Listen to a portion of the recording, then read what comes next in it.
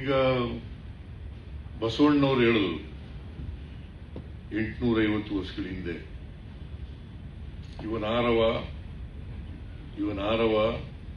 ಇವನಾರವ ಎಂದೆನಿಸದಿರಯ್ಯ, ಇವನಮ್ಮವ ಎಂದೆನಿಸಯ್ಯ, ನಿನ್ನ ಮನೆಯ ಮಗನೆಂದೆನಿಸಯ್ಯ, ಕೂಡಲ ಸಂಗಮದೇವ. ಅದಾಗಿದೆಯಾ? 850 ವರ್ಷಗಳ ಹಿಂದೆ ಹೇಳಿದ್ದು. ಸಂವಿಧಾನ ಬಂದು 76 ವರ್ಷ ಆಯಿತು. ಇವತ್ತುವರೆಗೆ ಹೋಗಿಲ್ಲ ಅಂತಕ್ಕಂಥ ಚಿತ್ರನೇ ಸಮಾಜದಲ್ಲಿ ನಾವು.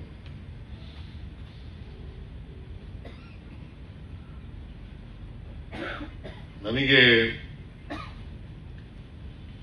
ಸಮಾಜ ಅರ್ಥ ಮಾಡ್ಕೊಳ್ತಕ್ಕಂಥ ವಯಸ್ಸು ಬಂತಲ್ಲ, ಅವತ್ತಿಂದ ಇವತ್ತವರೆಗೂ ಕೂಡ ಸಾಮಾಜಿಕ ನ್ಯಾಯ ಎಲ್ರಿಗೂ ಸಿಗಬೇಕು ಅನ್ನೋದ್ರ ಬಗ್ಗೆ ಹೋರಾಟ ಮಾಡುತ್ತಲೇ ಇದ್ದೀನಿ. ಈಗಲೂ ಹೋರಾಟ ಮಾಡ್ತೀನಿ, ಮುಂದಿನೂ ಹೋರಾಟ ಮಾಡ್ತೀನಿ.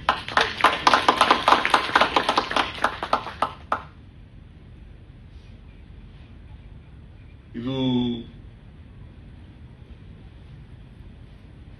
ಅದಕ್ಕೆ ನಾನು ಒಂದು ನನ್ನ ಜೀವನದಲ್ಲಿ ನಡೆದಿರ್ತಕ್ಕಂಥ ಘಟನೆಯನ್ನ, ಅನುಭವವನ್ನ ಎಲ್ಲ ಕಡೆ ಹೇಳ್ತಾ ಇರ್ತೇನೆ. ಜಾತಿ ವ್ಯವಸ್ಥೆ ಯಾಕೆ ಹೋಗಿಲ್ಲ? 850 ವರ್ಷಗಳ ಹಿಂದೆ ಬಸವಣ್ಣ ಹೇಳದ, ಬಾಬಾ ಸಾಹೇಬ್ ಅಂಬೇಡ್ಕರ್ ಅವರು 75 ವರ್ಷಗಳ ಹಿಂದೆ ಹೇಳಿದ್ರು, ಅದಕ್ಕಿಂತ ಹಿಂದೆನೂ ಹೇಳಿ.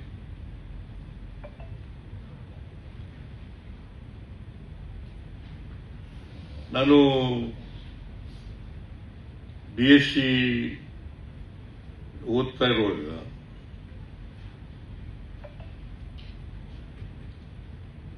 ನಾನು ಊರಿನಲ್ಲಿ ಓದುವಾಗ ರಜಾ ಬಂದಾಗ ಊರಿಗೆ ಹೋಗ್ತಿದ್ದೆ.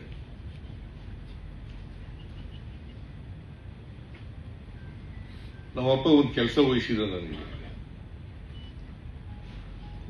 ಅದೇನಪ್ಪ ಅಂತಂದ್ರೆ, ಮನೇಲಿ ಇರ್ತಕ್ಕಂಥ ದನಕರುಗಳಿಗೆ ಮಧ್ಯಾಹ್ನದ ವೇಳೆ ನೀರು ಕುಡಿಸೋದು. ನಾನು ಆ ಕೆಲಸನ ಚಾಚು ತಪ್ಪದೇನೆ ಮಾಡ್ತಿದ್ದೆ. ಆಗ ಬೋರ್ವೆಲ್ಗಳು ಇರಲಿಲ್ಲ, ಸೇರಾ ಬಾವಿಗಳಿರ್ತಿದ್ದವು, ಓಪನ್ ವೆಲ್ಗಳು.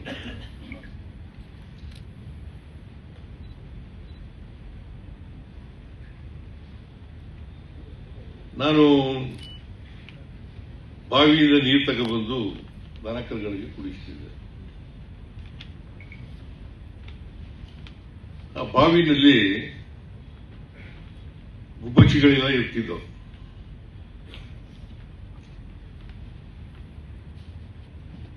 ಆ ಗುಬ್ಬಚ್ಚಿಗಳು ಎಲ್ಲ ಗೂಡು ಕಟ್ಕೊತಿದ್ವಲ್ಲ, ನೀರಿನಲ್ಲಿ ಸೆತ್ತೆಗಳೆಲ್ಲ ಹಾಕ್ಬಿಡೋವು. ಅವೆಲ್ಲ ಕ್ರೋಢೀಕರಣ ಆಗಿ ಅವೆಲ್ಲ ನೀರನ್ನೆಲ್ಲ ಮುಚ್ಕೊಬಿಡವು. ನಾನು ಬಿಂದಿಗೆನ ಮೇಲೆ ಕೆಳಗೆ ಮಾಡಿ ಆ ಕಸ ಎಲ್ಲ ಪಕ್ಕಕ್ಕೆ ಸೇರ್ಕೊಂಡ ಮೇಲೆ ನೀರು ತಗೊಳ್ಬೇಕು. ನಾನು ಮನೆಗೆ ಹೋಗಿ ನೀರು ಹಾಕ್ಬಿಟ್ಟು ಬರೋದ್ರೊಳಗಡೆ ಮತ್ತೆ ಸೆಕ್ತ ಸೇರ್ಕೊಂಡಿರೋದು. ಎಷ್ಟೇ ಸುಧಾರಣೆಗಳಾದರೂ ಕೂಡ ಜಾತಿ ವ್ಯವಸ್ಥೆ ಇದೆಯಲ್ಲ, ಗಟ್ಟಿಯಾಗಿ ಉಳ್ಕೊಬಿಟ್ಟಿದೆ.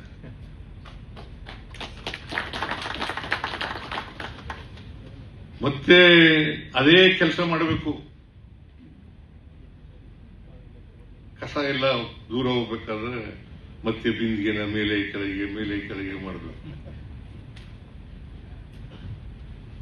ಹಂಗೆ ನಮ್ಮ ಜಾತಿ ವ್ಯವಸ್ಥೆ ಇದೆಯಲ್ಲ, ಸುಧಾರಣೆಗಳಾದಾಗ ಸ್ವಲ್ಪ ಪಕ್ಕಕ್ಕೆ ಸೇರ್ತದೆ, ಮತ್ತೆ ಸೇರ್ಕೊಬಿಡ್ತದೆ.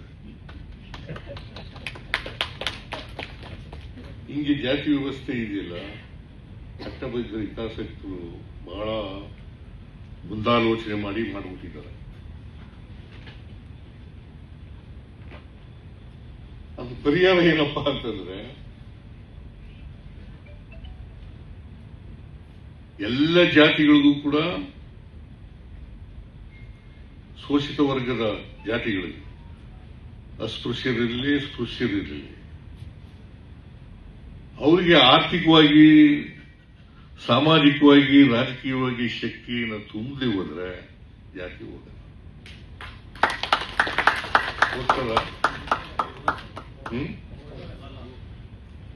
ಹೋಗಲ್ಲ.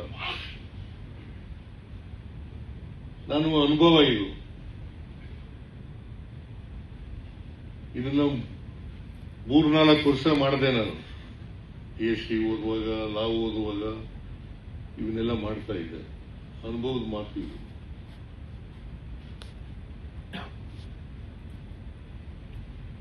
ಅದರಿಂದ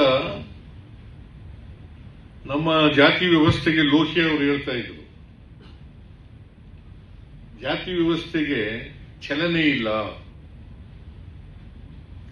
ನಮ್ಮ ಸಾಮಾಜಿಕ ವ್ಯವಸ್ಥೆ ಇದೆಯಲ್ಲ, ಜಾತಿ ವ್ಯವಸ್ಥೆ ಇದೆಯಲ್ಲ, ಚಲನೆ ಇಲ್ಲ.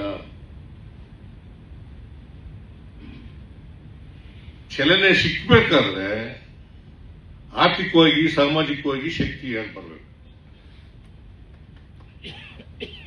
ಈಗ ನಾನು ಗ್ರಾಜ್ಯುಯೇಟ್ ಆದರೆ ಅಥವಾ ಪೋಸ್ಟ್ ಗ್ರಾಜ್ಯುಯೇಟ್ ಆಗಿರೋದು, ಯಾರು ಮದುವೆ ಆಗ್ತಾರೆ ನನಗೆ ಕೆಲಸದಲ್ಲಿ ಇದ್ರೆ. ಸಪೋಸ್ ನಾನು ವಿದ್ಯಾವಂತನಾದ್ರೆ ಯಾರು ಮದುವೆ ಮಾಡ್ಕೊಳಕ್ ಬರ್ತಾರೆ? ಯಾರು ಬರಲ್ಲ.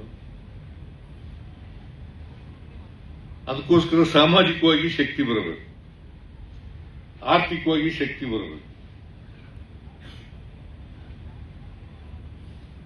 ಇವೆರಡೂ ಇಲ್ಲೇ ಹೋದ್ರೆ ಅಸಮಾನತೆ ಹಂಗೆ ಮುಂದುವರ್ಕೊಂಡು, ಅಸಮಾನತೆ ಎಲ್ಲಿವರೆಗೆ ಇರ್ತದೆ ಅಲ್ಲಿವರೆಗೆ ಜಾತಿ ವ್ಯವಸ್ಥೆ ಇರ್ತದೆ. ಎಲ್ಲರಿಗೂ ಸಮಾನ ಅವಕಾಶಗಳು ಸಿಕ್ಕಿದಾಗ, ಎಲ್ಲರಿಗೂ ಆರ್ಥಿಕವಾಗಿ, ಸಾಮಾಜಿಕವಾಗಿ, ರಾಜಕೀಯವಾಗಿ ಶಕ್ತಿ ಬಂದಾಗ ಮೀಸಲಾತಿ ಬೇಡ.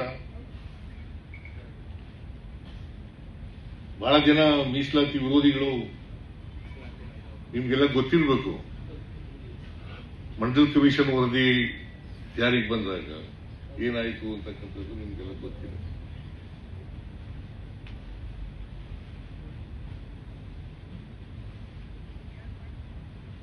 ಅಮಾಯಕ ವಿದ್ಯಾರ್ಥಿಗಳನ್ನ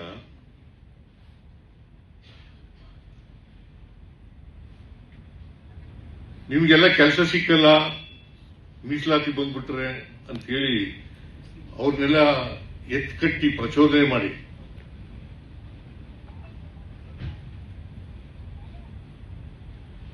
ಅವರು ಬೆಂಕಿ ಹಚ್ಕೊಂಡು ಆಹುತಿ ಮಾಡ್ಕೊಳ್ತಕ್ಕಂಥ ಕೆಲಸವನ್ನ ಮಾಡೋದು, ಪ್ರಾಣ ಹತ್ಯೆ ಮಾಡತಕ್ಕಂಥ ಕೆಲಸ. ಮಂಡಲ್ ವರ್ಸಸ್ ಕಮಂಡಲ್ ಕೂಡ ಆಯಿತು. ಒಂದು ವೇಳೆ VP ಸಿಂಗ್ ಪ್ರಧಾನಮಂತ್ರಿ ಆಗಿ ಹೋಗಿದ್ರೆ ಮಂಡಲ್ ಕಮಿಷನ್ ಜಾರಿ ಆಯ್ತಿತ್ತೋ ಇಲ್ವೋ. ಹೆಚ್ಚಿನ ವಿಡಿಯೋಗಳಿಗೆ ಪ್ರತಿಧ್ವನಿ ಯೂಟ್ಯೂಬ್ ಚಾನೆಲ್ ಸಬ್ಸ್ಕ್ರೈಬ್ ಮಾಡಿ, ಬೆಲ್ ಐಕಾನ್ ಕ್ಲಿಕ್ ಮಾಡಿ.